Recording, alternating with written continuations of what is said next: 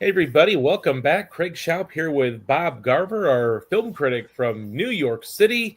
Bob is Right. here. We are talking movies. It is October. We are knee deep in the early Oscar season. Bob, how are you doing? I'm doing wonderfully. Well, we'll Um, kick it off. Go ahead.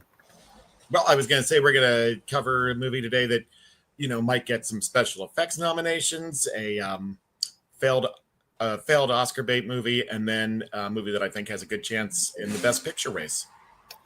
Absolutely. Well, we'll kick off with that maybe quasi blockbuster with Tron Ares. Not a lot of money at the box office, probably at least not for what Disney was hoping for. But here we have the Hodgepodge sequel. This is a series that started way back in 1982, which even predates me.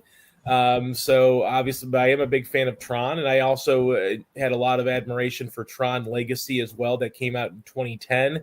So here we are 15 years later, and we have another Tron movie. Bob, tell us about the movie and what did you think? Well, the movie is about two warring tech companies. Encom, the one famously run by Jeff Bridges, or featuring Jeff Bridges in the original movie, and the one that Garrett Hedlund's character kind of inherited in the second movie. Yeah. Um, it's now run by this woman played by Greta Lee, and she's up against Dillinger Systems, who apparently there was a guy named Ed Dillinger who was a bad guy in the original movie, and his grandson Julian Dillinger, played by Evan Peters, is now running that company, and the two companies are warring with each other. And Julian creates an AI super soldier named Ares, played by Jared Leto, and he assigns Ares to assassinate Greta Lee's character. Excuse me, please. Could you pause it for a moment? Okay, thank you. And is it unpaused? We're good. We're good. Okay.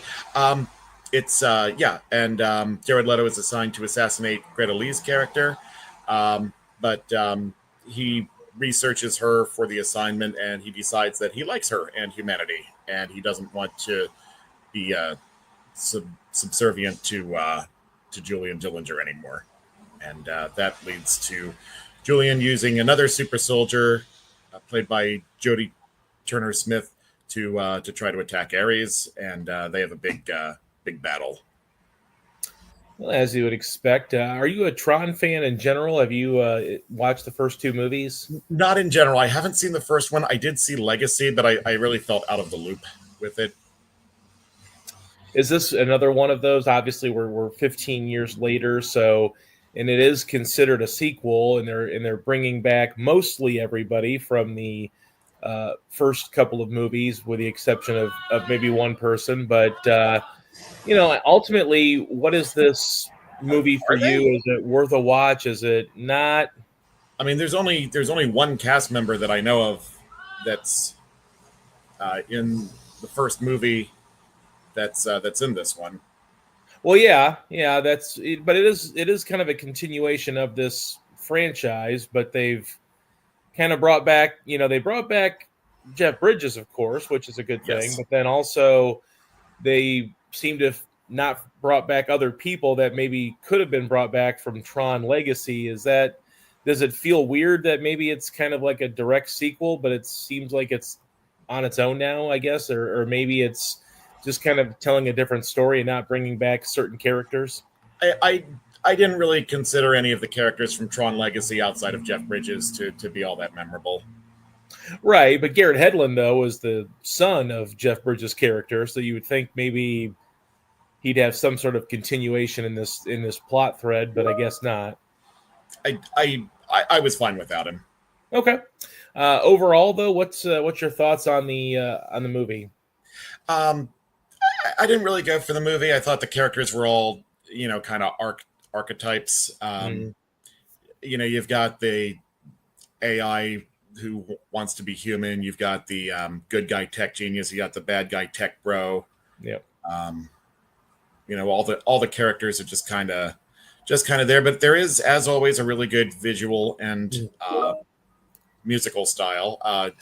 Soundtrack from Nine Inch Nails, and when everybody knows you call them when you want to let the audience know that technology is happening. Right. Yes, that is true. What's your final grade for the movie? C. All right. I could see. I could, in all seriousness, see this getting into some special effects categories at the Oscars, Yeah.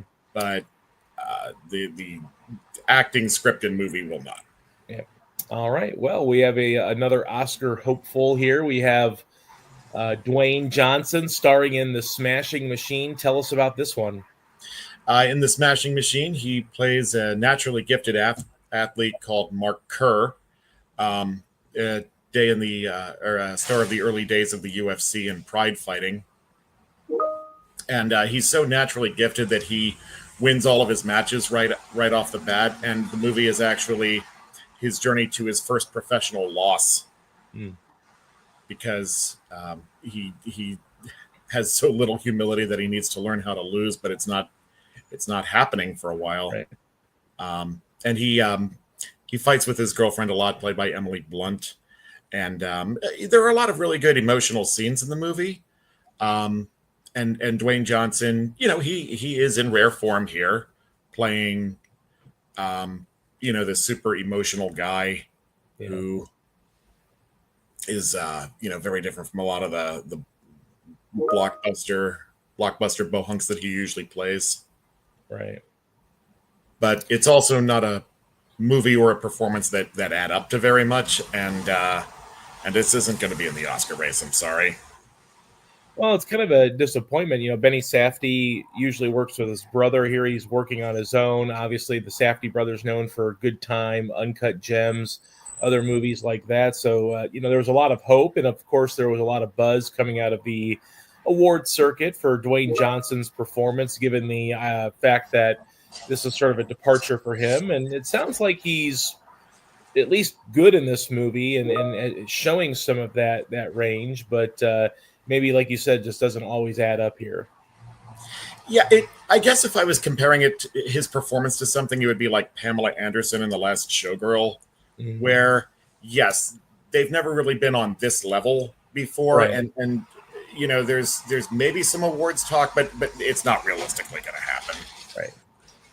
Well, it's a good departure for him, and maybe that will spur some movement here with him in other movies. I know there's other projects in the fire right now for him, so maybe this will give an opportunity for Dwayne Johnson to kind of step away from some of those roles that most people see him in, and ultimately give him a chance to flex some of those acting chops. Yeah, I hear he's got a Scorsese movie coming up. Yeah, says he does. What's your final grade for The Smashing Machine? C.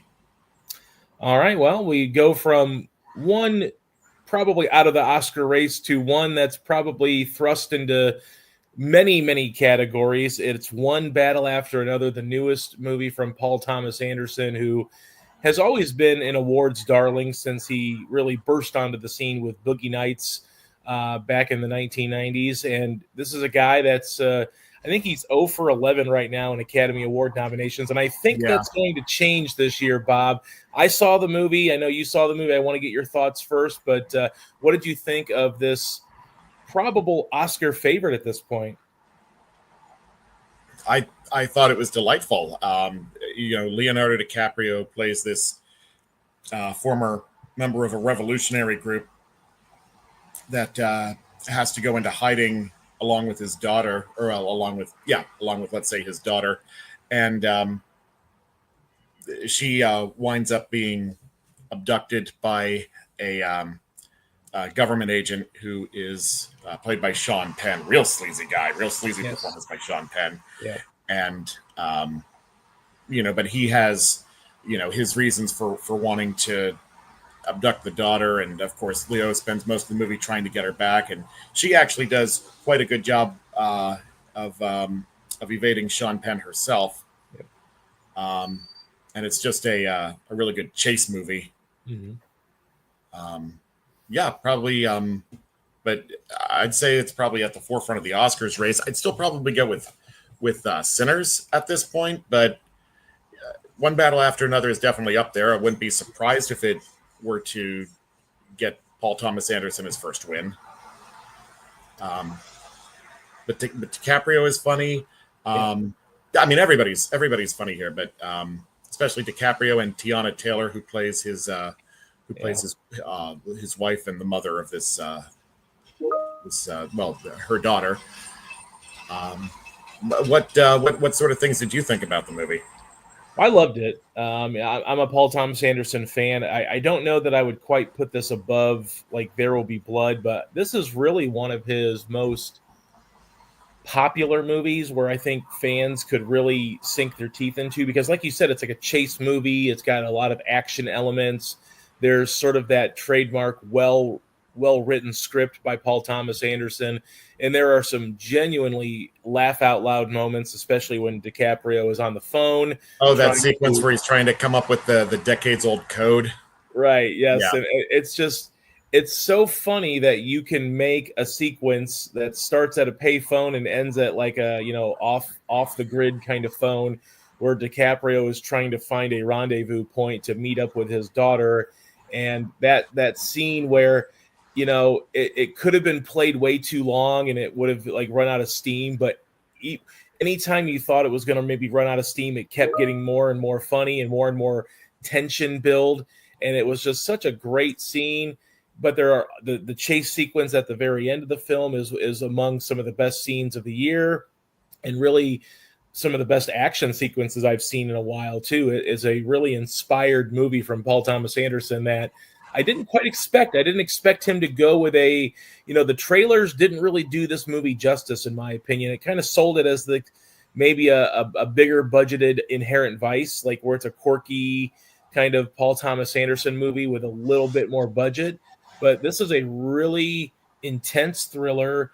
You like you said, Sean Penn gives this really sleazy bad guy performance, one of the better bad guy performances you're going to see, where it's really just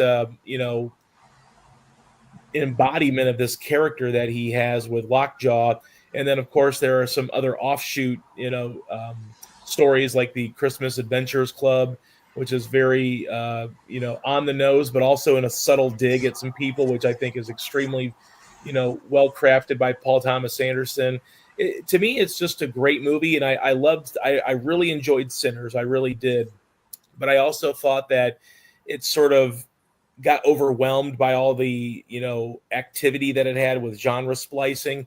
Here we get some of that with Paul Thomas Anderson, but I think he's able to hone it in a little bit better to where it doesn't feel like it's just going off the rails so much like Sinners did, even though I really enjoyed Sinners quite a bit. Right. Well, you mentioned, all that building tension and how it manages to maintain that momentum for a lot longer than you'd think it would. This movie probably has more in common with Uncut Gems than the Benny Safdie movie that I covered. Yeah. Yeah, it just works, and like you said, it's a really, and as you would expect from an Anderson movie, it's a very actory movie where people are getting to chew the scenery. I really wish that Tiana Taylor was in the movie more because she was such a dynamo in that first 20-25 minutes, and then we lose her in the movie, based on how the plot has to move forward. But she was so great. Chase Infinity was great. Benicio del Toro is very memorable in his short time. Of course, DiCaprio and Chase Infinity, sort of a newcomer to the film world, is, I think, best performance since Wolf of Wall Street. Oh, you said Leonardo DiCaprio is his best performance since Wolf of Wall Street? I think so. I know he won the Oscar for The Revenant, and I know it might be one of my favorite DiCaprio performances because he's this, he's not so sure of himself like he is in some of his other movies where he's got the charm and cockiness. Here he's unsure of himself in a way. He's trying to do the best he can. He's kind of bumbling. He's, as he said in the movie, he's killed his brain cells over the years with drug use and alcohol use. And it just was a different kind of performance, I think, from DiCaprio, where he's not in control and he doesn't feel like he's in control of everything. And he's trying to get by scene by scene. And you can see the angst in him. You can see that he's struggling. And I just feel like he won for The Revenant. I think it was one of those movies where they said, well, we got to give DiCaprio an Oscar for for something. So here it is. I think he was terrific in The Revenant. I think that I think he even was if, too. even if he wasn't due, it was an Oscar-worthy performance anyway. It was good. It was a good performance, but I also felt like, Wolf of Wall Street, he had to do so much in that. And I know it was both, maybe the material lend itself to a good performance because he was this eccentric, millionaire that could, do no wrong in his mind, even though he was doing wrong at every turn. But, it was such a,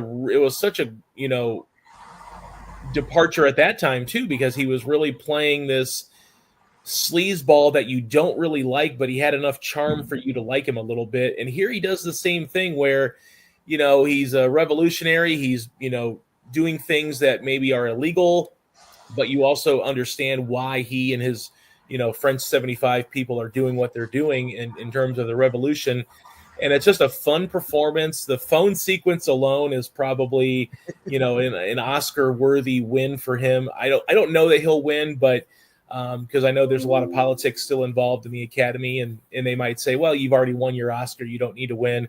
But I do hope that the Academy decides that just because Sean Penn has a couple of Oscar wins, that he can't win for this, because he really, for me, elevates himself into that territory of some of the all-time great villains, because he is so terrible as a person, but yet you're kind of drawn to his charisma. You're kind of drawn to his charm a little bit in a way, even though he is a sleazy person that does terrible things to human beings.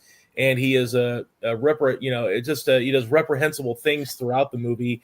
But he I don't know, he just kind of drew me in. Not that I sympathized with him or rooted for him, but you kind of understand where he's going with his motivations. And I just think as a villain, Sean Penn just nails every sequence. He's got this gait and his walk that he walks a certain way. He looks a certain way. He's like I think someone even described him as like almost like a toy, where he's just very mechanical in his movements. And I just feel like he embodies this character in a way that, really made you feel like you were in that world with him. Yeah, definitely. He would fit well into that streak of 3 years in the late 2000s with Javier Bardem, Heath Ledger, and Christoph Waltz, where three really great villainous performances in a row won the Oscar for Best Supporting Actor. He'd fit right in there. Yeah, he is. Like I said, he is among those great villains, and I completely agree that he would fit right in with those guys. And you never know what's going to happen at the Oscars, but obviously he's won before, so it's not like they have to give him one of those like veteran actor Oscar type wins. But I feel like at the end of the day, he's going to get nominated, and he's going to be a heavy favorite, and he's going to have a great chance of winning what would be his third. So I definitely would support that, because his performance was just transcendent. But again, it's a well-acted movie because you expect it to be, because Paul Thomas Anderson is a great writer. He gives the material, levity but seriousness. It's a really timely movie from Anderson, much like Sinners was. But here we have another movie where you sort of put that mirror up against society and what we're seeing, and it's probably going to be one of those types of movies that really stands the test of time, because the way that this movie is made is it's going to be made for many different eras. This is a PTA movie that actually is set in a current society, unlike some of his other movies. But here we get something where it's really timely, and I think it's going to stand that test of time, because it's going to be so relevant even 10, 15, 20, 30 years from now, because of this subject matter of race relations in America and, some of the injustices that we've seen. So I think it's a great movie. I think it's a shoo-in for many, many, many, many Oscar nominations, and I would expect quite a few wins for PTA. What's your final grade on One Battle After Another? B. Okay. B. Yeah, I go as high as a B. Paul Thomas Anderson, not in addition to directing and writing and obviously being a producer, he's got the whole auteur thing going on. He's also the cinematographer for the movie, and it's great cinematography. And so I could see, like last year, there was a big deal about Sean Baker Sure. Yeah. winning 4 Oscars in the same ceremony for the same movie. I Right. could see Anderson doing that here. Oh yeah, he's going to win a lot. I think it's a shoe-in for best screenplay, adapted screenplay. It is adapted.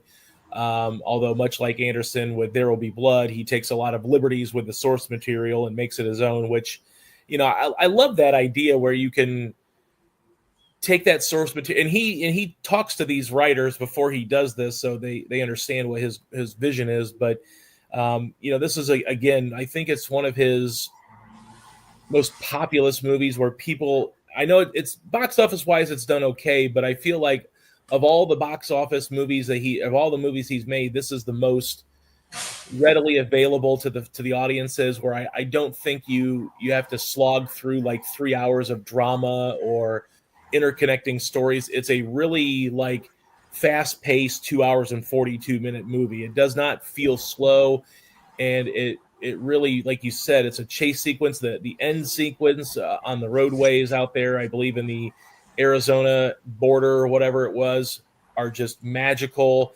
It's well crafted, it's intense, and it has a really unique payoff that you don't, usually you see like shootouts and people driving into cars and crashing into them. In this case, it's a A stopped little car of that.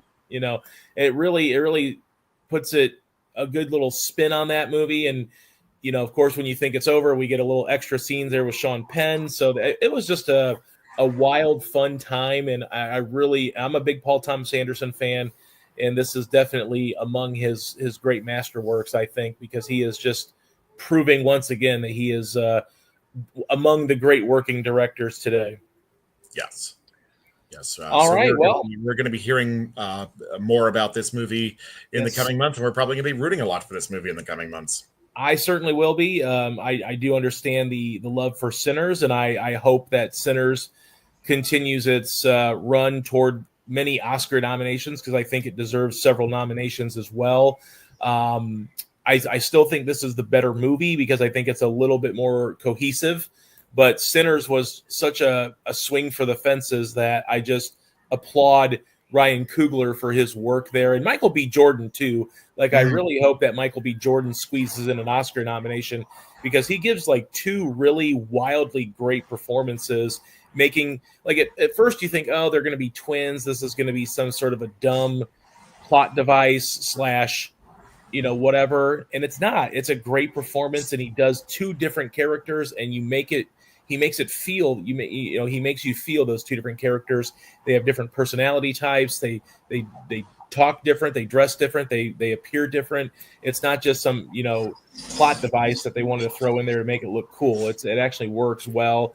I think Warner Brothers has a little good problem on their hand. They have 2 great movies that I think will be vying for several Oscar nominations, and they'll be definitely fighting each other out for some of those awards come next March. So it's been a good year for Warner Brothers, both at the box office and now with 2 great movies that I think can definitely score and win a lot of Oscars.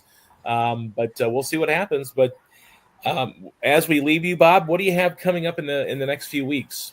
Well, for the next few weeks, I'm going to be on vacation. Right. But when we can meet again in November, we'll have Predator Badlands. Okay. Which, that looks supposedly that's pretty juicy. Okay. Well, very interesting. Well, as always, we appreciate you stopping by, Bob. We hope you have a great vacation. We hope you get a chance to see some great movies in these next couple of weeks, and we will get back at it very soon. Very good. Thank you very much. This is the highlight of my week.